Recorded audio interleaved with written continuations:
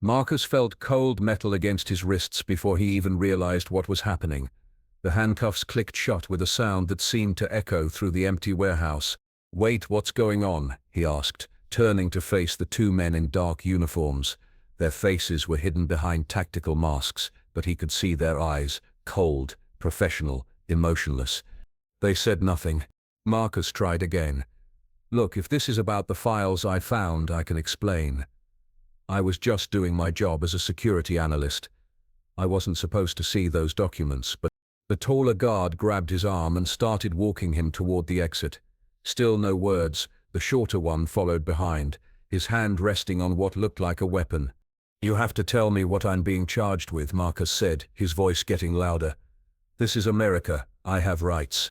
The guards exchanged a look but remained silent. They walked him through the warehouse, past rows of empty shelves and broken equipment. Marcus's footsteps echoed in the vast space, mixing with the steady rhythm of the guards' boots. As they reached the loading dock, Marcus saw a black van waiting, no license plates, tinted windows so dark he couldn't see inside. His heart started racing. "Where are you taking me?" he demanded, trying to pull away from the tall guard's grip. "I want to call my lawyer. I want to call my wife." The guards stopped walking. For a moment, Marcus thought they might finally speak. Instead, the shorter one pulled out a small device and pressed a button.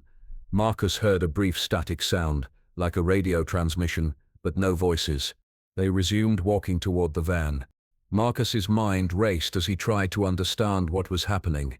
3 days ago, he'd been doing routine maintenance on the company's servers when he'd stumbled across encrypted files in a hidden directory. The file names didn't make sense, a series of numbers and letters that looked random, but when he'd managed to decrypt one of them, what he'd found inside had made his blood run cold. Names. Hundreds of them, people he recognized from the news, politicians, business leaders, journalists. Next to each name was a date and a location. Some dates were in the past, others were in the future. He'd tried to tell his supervisor, but the man had acted strange, nervous. He'd told Marcus to forget what he'd seen and delete the files. When Marcus had refused, saying they needed to report this to the authorities, his supervisor had gotten angry, very angry. That was yesterday. This morning Marcus had woken up to find his phone dead and his internet connection cut. When he'd tried to leave his apartment, he'd found 2 men waiting for him in the hallway. They'd followed him to work, staying just far enough back that he couldn't be sure they were really following him. Now here he was, being arrested by people who wouldn't even tell him why. The van door slid open as they approached. Inside, Marcus could see 2 more figures in similar uniforms. They also wore masks, and they also said nothing as the guards pushed him into the back seat. The interior of the van was strange. Instead of regular seats, there were bench-style seating along both walls. The windows were not just tinted, they were completely blacked out. There were no door handles on the inside. As the van started moving, Marcus tried one more time. "Please, just tell me what this is about. I have a family. I have a 2-year-old daughter." The guard sitting across from him tilted his head slightly, as if considering whether to respond. For a moment Marcus thought he saw something in the man's eyes. Hesitation, maybe even sympathy. But then the guard looked away, and the silence continued. Marcus leaned back against the cold metal wall of the van and tried to think. Who were these people? They didn't look like regular police or FBI. Their uniforms were different, more military style, but without their identifying badges or patches. And why wouldn't they speak? The van made several turns and Marcus tried to keep track of their direction, but it was impossible without being able to see outside. After what felt like an hour, they came to a stop. The van doors opened to reveal a concrete loading bay that looked like it belonged to some kind of government facility. There were security cameras everywhere, and Marcus could see at least 6 more guards positioned around the area. Still, nobody spoke. They walked him through a series of doors, each one requiring a keycard to open. The hallways were sterile and white, like a hospital, but there were no windows anywhere. The only sound was the hum of fluorescent lights overhead and their footsteps on the polished floor. They stopped at an elevator. As they waited, Marcus noticed something that made his stomach drop. On the wall next to the elevator was a directory, the kind you'd see in any office building, but instead of listing departments or companies, it showed floor numbers and codes. B1, processing. B2, holding. B3, interview. B4, special operations. They were going underground. The elevator arrived with a soft ding, and they stepped inside. The tall guard pressed the button for B3. As they descended, Marcus felt his ears pop from the pressure change. Just how deep were they going? When the doors opened, they were in another white hallway. But this one was different. Along both walls were doors with small windows, like prison cells. As they walked past, Marcus could see that some of the rooms were occupied, people in regular clothes, sitting on metal benches, staring at nothing. One person looked up as they passed, a middle-aged woman with short grey hair. Her eyes met Marcus's through the small window, and he saw something there that terrified him. It wasn't fear or anger. It was emptiness, like she'd given up hope entirely. They stopped at a door marked Interview Room 7. One of the guards used a keycard to open it, then gestured for Marcus to go inside. The room was small and windowless, with a metal table and 2 chairs. There was a camera in one corner, its red light blinking steadily. On the table was a manila folder and a pen. "Sit," said a voice from a speaker in the ceiling. It was the first word anyone had spoken since his arrest, and it startled him. Marcus sat down in the chair facing the door. The guards positioned themselves on either side of the entrance, still silent, still watching. Minutes passed, then the door opened, and a woman in a business suit entered. She was probably in her 40s, with blonde hair pulled back in a tight bun and glasses that reflected the fluorescent lights. She sat down across from him and opened the folder. Inside were photographs, pictures of Marcus entering and leaving his apartment building, his office, even a coffee shop he'd visited last week. "Mr. Chen," she said, her voice calm and professional, "do you know why you're here?" Finally, someone who would talk to him. Marcus leaned forward eagerly. "No, I don't. These men arrested me without explanation, without reading me my rights, without—" "Your rights," she interrupted, "are not the same as they used to be." Marcus felt the blood drain from his face. "What do you mean?" The woman smiled, but it didn't reach her eyes. "The files you accessed contained classified information related to national security. Under the National Defense Authorization Act, as amended, we have broad authority to detain individuals who pose a potential threat to ongoing operations." "I'm not a threat to anyone," Marcus said. "I'm a computer technician. I fix servers and update software. I didn't even mean to find those files." "But you did find them," she replied. "And you attempted to decrypt them. And when your supervisor instructed you to delete them and forget what you'd seen, you refused." Marcus's mouth went dry. They'd been watching him, listening to his conversations. "How do you know all that?" The woman closed the folder and looked at him directly. "We know a lot of things, Mr. Chen. We know you copied the files to a flash drive before you left work that day.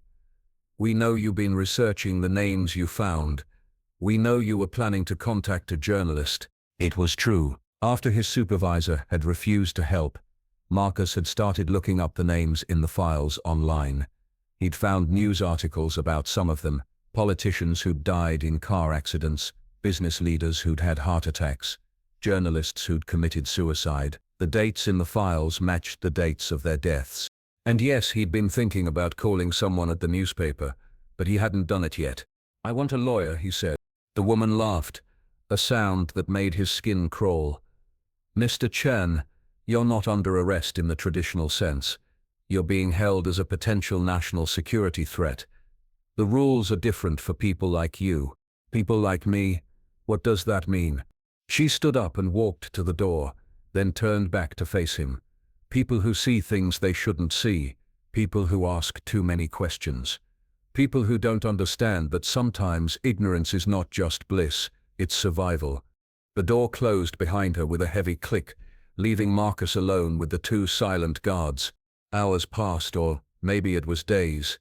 In the windowless room, with no clock and no natural light, time became meaningless. The guards were replaced by other guards, but they all looked the same behind their masks. They all maintained the same silence. Marcus tried everything he could think of to get them to talk. He asked about their families, their training, their orders. He told them about his own family, his wife Sarah, his daughter Emma, who was just learning to walk. He even tried making jokes, though they fell flat in the sterile atmosphere. Nothing worked. They might as well have been statues. The woman in the suit, she'd never given him her name, returned twice. Each time she asked the same questions. Where had he hidden the flash drive? Who else had he told about the files? What exactly did he think he'd discovered? Marcus told her the truth. He'd hidden the drive in his apartment, taped under a drawer in his bedroom. He hadn't told anyone else. He'd been too shocked and confused by what he'd found. And what he thought he'd discovered was a list of people who were supposed to die. She seemed to believe him about the flash drive and keeping it secret. But when he explained his theory about the list, she'd just smiled that cold smile and left again. During one of his conversations with himself, he'd started talking out loud just to hear a human voice. Marcus began to piece together more of the puzzle. The files he'd found weren't just records of past events. They were plans, instructions, hit lists. The realization made him feel sick. How many people had died because their names were on those lists? How many more were going to die? And why had he been able to find the files so easily? As a security analyst, Marcus knew that truly classified information would be much better protected. The encryption had been strong, but not unbreakable. The files had been hidden, but not in a way that would fool someone with his skills. Unless they'd wanted him to find them. The thought hit him like a physical blow. What if this was all planned? What if they'd known he would stumble across the files, decrypt them, and try to do something about it? What if he wasn't a witness to their crimes but part of their plan? But that didn't make sense. Why would they want him to know about the killings? Why would they want to risk exposure? Unless they didn't see it as a risk. Unless they were so confident in their power that they didn't care who knew what they were doing. The door opened, interrupting his thoughts. Instead of the woman in the suit, a different person entered, a man in his 60s with grey hair and a lined face. He wore a simple brown suit and carried a leather briefcase. "Mr. Chen," he said, sitting down across from the table, "my name is Director Harrison. I apologize for the unconventional nature of your detention." Finally, someone who seemed reasonable, someone who might actually explain what was happening. "Director of what?" Marcus asked. "That's not important right now," Harrison replied. "What's important is that we have a problem, and you're at the center of it." He opened his briefcase and pulled out a different folder, this one much thicker than the one the woman had shown him. "The files you found," Harrison continued, "were part of an ongoing investigation into a domestic terrorism network. The names on those lists aren't targets, they're suspects." Marcus stared at him. "That's not what it looked like to me." The dates matched up with real deaths. Harrison nodded grimly. "Yes, they did. Because this terrorist network has been very busy. They've been systematically eliminating people they see as threats to their agenda. Politicians who won't cooperate, journalists who ask too many questions, business leaders who won't play ball. So why are you holding me prisoner? I should be helping you stop them." "Because," Harrison said, leaning forward, "we have reason to believe that you're not just a random computer technician who stumbled across those files. We think you're working for them." The accusation hit Marcus like a slap. "That's insane. I've never heard of any terrorist network. I was just doing my job." Harrison opened the thick folder and spread several photographs across the table. They showed Marcus in various locations around the city, at a coffee shop, in a bookstore, walking through a park. In each photo there was a red circle drawn around another person in the background. "Do you recognize any of these people?" Harrison asked. Marcus studied the photos carefully. The circled individuals were different in each picture. Different ages, different ethnicities, different clothing styles, but there was something familiar about them. "I'm not sure. Maybe I've seen some of them around, but I can't place where." Harrison pointed to one of the photos. "This man approached you at the coffee shop 3 weeks ago. He asked to borrow your phone charger." Marcus remembered. A guy in his 30s with a baseball cap had asked to use his charger while Marcus was working on his laptop. They'd chatted briefly about the weather. "He asked me about my work," Marcus said slowly. "Said he was in IT too. Asked what company I worked for. Harrison nodded and pointed to another photo. This woman sat next to you on the bus 2 weeks ago. She struck up a conversation about the book you were reading. Marcus felt a chill run down his spine. He did remember her, an older woman with kind eyes who'd seemed genuinely interested in the thriller novel he'd been reading. She'd recommended another book by the same author. And this man, Harrison continued, pointing to the third photo, was in the elevator with you at your office building 5 days ago. He mentioned that he'd heard there were some interesting projects happening on your floor. The pieces were starting to fit together in Marcus's mind, but he didn't like the picture they were forming. You think they were recruiting me, he said. We think they were setting you up, Harrison replied. The question is whether you were a willing participant or an unwitting pawn. Harrison closed the folder and leaned back in his chair. The terrorist network we're tracking calls itself the Archive. They've been operating for at least 5 years, maybe longer. Their goal is to eliminate what they call obstacles to progress, people who stand in the way of their vision for the future. Marcus shook his head, but the files I found, they looked like government documents. Official reports. Because they were government documents, Harrison said. The Archive has infiltrated multiple agencies. They have people in the FBI, the CIA, even in Congress. They've been using their positions to gather intelligence on potential targets and to cover up their operations afterward. The room seemed to spin around Marcus. If what Harrison was saying was true, then the conspiracy was even bigger than he'd imagined. So where do I fit in? Marcus asked. Harrison opened his briefcase again and pulled out a tablet. He swiped through several screens before turning it toward Marcus. This is your employment record, Harrison said. Notice anything unusual? Marcus looked at the screen. It showed his job history going back 10 years, his current position as a security analyst, his previous job at a smaller tech company, his internship while he was in college. It all looks correct, Marcus said. Harrison swiped to another screen. This is the same record, but from our investigation. Notice the dates. Marcus looked more carefully. The dates were slightly different. His start date at his current job was listed as 2 months earlier than he remembered, and there was a gap of 3 months between his previous job and his current one that he didn't recall. I don't understand, Marcus said. Your memory has been altered, Harrison said simply. The Archive has access to experimental technology that can modify specific memories while leaving the rest intact. They've been using it to place sleeper agents in key positions. Marcus felt like the floor was falling away beneath him. You're saying I'm a sleeper agent, that I don't remember being recruited? That's one possibility, Harrison said. The other possibility is that you're telling the truth, and you really did just stumble across those files by accident. But given the certain of contacts we've documented, and the gaps in your memory, we have to consider that you might be more involved than you realize. Marcus put his head in his hands. Nothing made sense anymore. Could his memories really have been altered? Could he be working for terrorists without knowing it? How can I prove to you that I'm innocent? He asked. Harrison was quiet for a long moment. When he spoke again, his voice was softer, almost sympathetic. There is a way, he said, but you're not going to like it. Tell me. Harrison pulled out another device, this one about the size of a smartphone but with several blinking lights on its surface. This is a neural scanner, he said. It can detect if your memories have been artificially modified. It can also identify any hidden programming that might have been implanted in your subconscious. Marcus stared at the device. Is it safe? Mostly, Harrison said.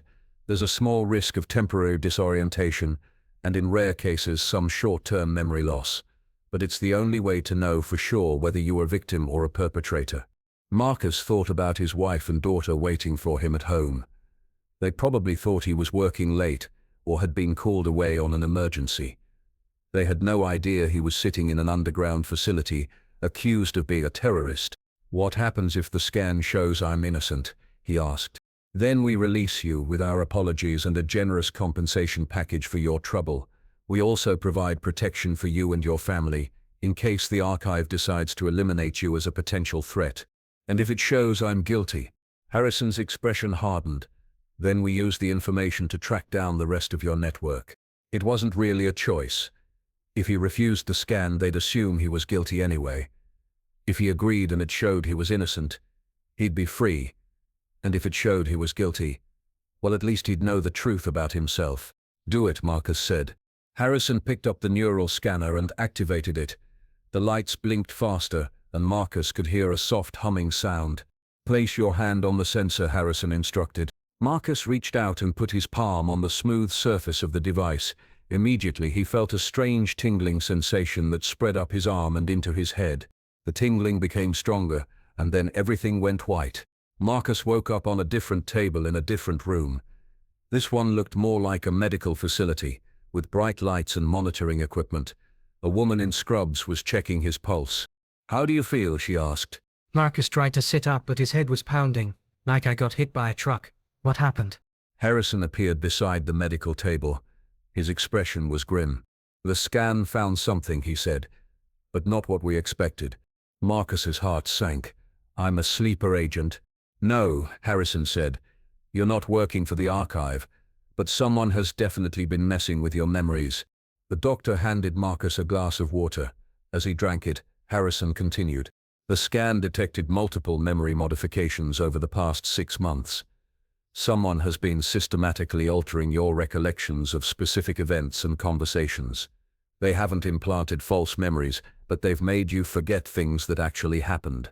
Marcus tried to process this information. "What kinds of things?" Harrison pulled up a chair beside the medical table. "Do you remember meeting with a man named James Morrison about 3 months ago?" Marcus searched his memory. The name sounded familiar, but he couldn't place it. "Morrison was a journalist who was investigating the archive," Harrison continued. "According to his notes, which we found after his death, he met with you twice. You gave him information about security vulnerabilities at your company, and he gave you details about the terrorist network." "I don't remember any of that," Marcus said. "We know. They erased your memory of those meetings. But not completely. Some fragments remained, which is why you were able to decrypt the files so easily. Your subconscious mind remembered techniques that Morrison had taught you." Marcus felt a wave of nausea that had nothing to do with the neural scan. "Morrison is dead." Harrison nodded grimly. "Car accident. 2 months ago. But we don't think it was an accident." The pieces were starting to come together in Marcus's mind. "So the archive killed Morrison, but they knew he'd been talking to me. Instead of killing me too, they erased my memories and planted those files where I'd find them." "That's our theory," Harrison said. "But we're not sure why. Why go through all that trouble instead of just eliminating you?" Marcus thought about it. "Because they wanted me to find the files. They wanted me to be arrested. But why?" Before Harrison could answer, the door burst open. One of the masked guards rushed in, speaking rapidly into a radio. "Sir, we have a problem," the guard said to Harrison. "The facility is under attack." Harrison stood up quickly. "How many?" "At least 20, maybe more. They've breached the outer perimeter, and they're heading for the lower levels." Marcus could hear it now, distant sounds of gunfire and shouting. The lights in the medical room flickered, and an alarm started blaring. Harrison grabbed the neural scanner and shoved it into his briefcase. "We need to move." "Nah." "What's happening?" Marcus asked, sliding off the medical table. "The archive found us," Harrison said grimly. "And I think they're here for you." They rushed out of the medical room and into the hallway. Other personnel were running in both directions, some heading toward the sounds of combat, others fleeing toward the elevators. Harrison led Marcus in the opposite direction, down a corridor he hadn't seen before. As they ran, Marcus could hear the gunfire getting closer. "Why would they want to rescue me if I'm not one of theirs?" Marcus asked. Harrison glanced back at him. "Because you're not being rescued, you're being silenced." They reached a heavy steel door marked emergency exit. Harrison swiped his keycard and pushed it open, revealing a staircase leading upward. "Move," Harrison said. As they climbed the stairs, Marcus could hear explosions below them. The archive wasn't just conducting a rescue operation, they were destroying the facility. "How did they find us?" Marcus asked between breaths. Harrison was quiet for a moment. Then he said, "I think they always knew where you were. I think this was all part of their plan." They reached the top of the staircase, and Harrison opened another door. They emerged into what looked like a maintenance building, with pipes and electrical equipment everywhere. Harrison led him to a small office and locked the door behind them. He pulled out a secure phone and started dialing. Control, this is Harrison. We need immediate extraction. The archive has compromised the facility. Marcus could hear shouting on the other end of the line, but couldn't make out the words. No, Harrison said into the phone. I'm bringing the subject with me. He's innocent. More shouting from the phone. I don't care what the protocol says, Harrison snapped. This man is not our enemy. He hung up the phone and turned to Marcus. My superiors want me to leave you here. Are you going to? Harrison looked at him for a long moment. No, but I need you to understand something.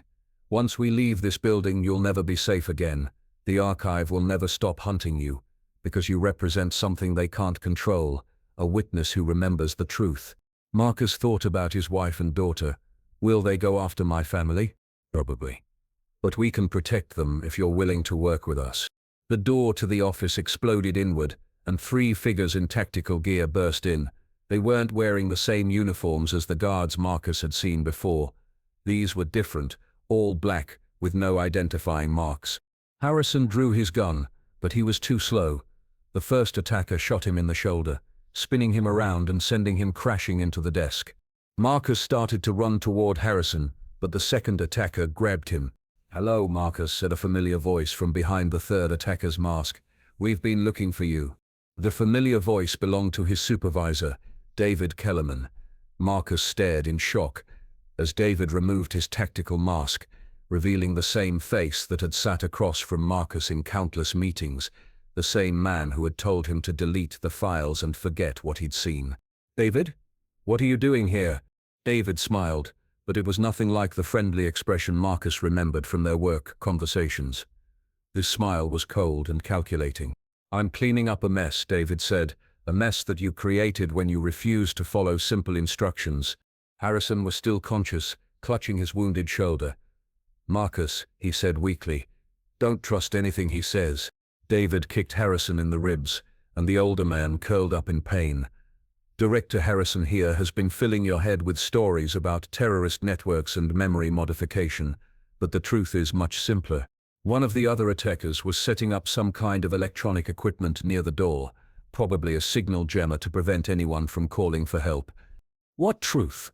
Marcus asked. David walked over to the broken window and looked out. In the distance, Marcus could see smoke rising from what must be the main facility. The truth is that there is no archive, David said. There's just us, a group of people who understand that sometimes difficult decisions have to be made for the greater good. Marcus felt his world shifting again. The files I found were real, David confirmed. Those people really did die. And yes, we were responsible for their deaths, but they weren't innocent victims, Marcus. They were obstacles. David turned back to face him. Every name on that list represented someone who was standing in the way of progress. Politicians who couldn't be bought. Journalists who wouldn't stop digging. Business leaders who cared more about their principles than their profits. You're talking about murder, Marcus said. I'm talking about evolution, David replied. Society advances when the right people are in power and the wrong people are removed. We're not terrorists, Marcus. We're gardeners, pruning their branches so the tree can grow stronger. Harrison tried to sit up. You're insane, he wheezed. David ignored him. The problem, Marcus, is that you weren't supposed to find those files. They were stored on a secure server that should have been impossible for someone with your clearance level to access. Marcus remembered his confusion when he'd first discovered the hidden directory. But I did access them. Because someone helped you, David said. Someone with higher level clearance who wanted those files to be discovered. Someone who's been working against us from the inside. The pieces clicked into place in Marcus's mind. Morrison, the journalist, he didn't just give me information, he gave me access codes. David nodded approvingly. Very good. Morrison had been investigating us for months. He'd managed to infiltrate our network and steal classified information. But instead of publishing what he'd learned, he gave you the access codes, knowing that you'd eventually find the files and try to expose. So you killed him, Marcus said. We eliminated a security threat, David corrected. But Morrison had a backup plan. He'd programmed your computer to automatically send copies of those files to several news organizations if he didn't check in regularly. Marcus stared at him. I don't know anything about that. Of course you don't. Morrison didn't trust you with that information. He just used you as a delivery system. David's expression hardened. The automatic transmission was supposed to happen 3 days ago, but it didn't, because Morrison had to authenticate the transmission personally and he was already dead. So the files were never sent, Marcus said. No, but Morrison had a partner, someone else in our organization who was working with him. Someone who could still trigger the transmission manually. David pulled out a tablet and showed Marcus the screen. It displayed a countdown timer that read 02:47:32 and was ticking downward. Morrison's partner activated a dead man's switch, David continued. If it reaches 0, every news organization in the country will receive copies of our files, along with detailed evidence of our operations. Marcus looked at the timer. Less than 3 hours. What does this have to do with me? Because you're the key to stopping the transmission, David said. Morrison embedded the cancellation code in your memory, using the same technology that we later used to erase your recollections of meeting him. The code is still there, locked in your subconscious. Harrison struggled to speak. Don't help them, Marcus. The world needs to know what they've done. David kicked him again, harder this time. Harrison's head hit the floor, and he stopped moving. Is he dead? Marcus asked. Does it matter? David replied. He was going to die anyway, along with everyone else in this facility. We can't leave any witnesses. Marcus felt a surge of rage. You killed all those people just to get to me? We did what was necessary, David said calmly, and now you're going to do what's necessary too. You're going to give us the cancellation code. I don't know any code, Marcus insisted. David signaled to one of his companions, who pulled out a device similar to the neural scanner Harrison had used. But this one looked more sophisticated, with additional components that definitely weren't medical equipment. This is a memory extractor, David explained. It's much more aggressive than the scanner they used on you earlier. It will find the code Morrison hid in your mind, but the process will probably cause Kurskyn brain damage. Marcus backed toward the wall. There has to be another way. There is, David said. You can try to remember the code voluntarily. Morrison would have given you some kind of trigger phrase or mental key to unlock it. Think, Marcus. What did he say to you during your meetings? Marcus closed his eyes and tried to remember anything about meeting Morrison. But there was nothing, just empty spaces where memories should have been. I can't remember, he said. David nodded to his companion, who started advancing with the memory extractor. Wait, Marcus said desperately. If you extract the code and it damages my brain, how do you know the code will still work? David paused. What do you mean? I mean, if the code is stored in my neural pathways, and you damage those pathways, extracting it, won't that corrupt the code? For the first time, David looked uncertain. He turned to his companion. Is that possible? The other man shrugged. The extraction process isn't perfect. There could be errors. David looked back at Marcus, and Marcus could see him weighing the options. Try the extraction and risk getting a corrupted code, or find another way to make Marcus remember voluntarily. The countdown timer on the tablet showed 0. Time was running out, and Marcus still had no idea how he was going to get out of this alive. The sound of helicopters approaching broke the tense silence in the room. David looked out the broken window and cursed. More government agents, he said. How did they find us so fast? His companion with the memory extractor looked nervous. Maybe we should go. We can take him with us. And extract the code somewhere safer. No, David said firmly. We're running out of time. If that transmission goes out in 2.5 hours, everything we've built will be destroyed. Marcus realized this might be his only chance. With the helicopters approaching, David would be distracted. If he could somehow get to Harrison's gun. But as he started to move toward where Harrison had fallen, David noticed immediately. Don't even think about it, David said, pointing his own weapon at Marcus. You're too valuable to kill, but I can certainly make sure you wish you were dead.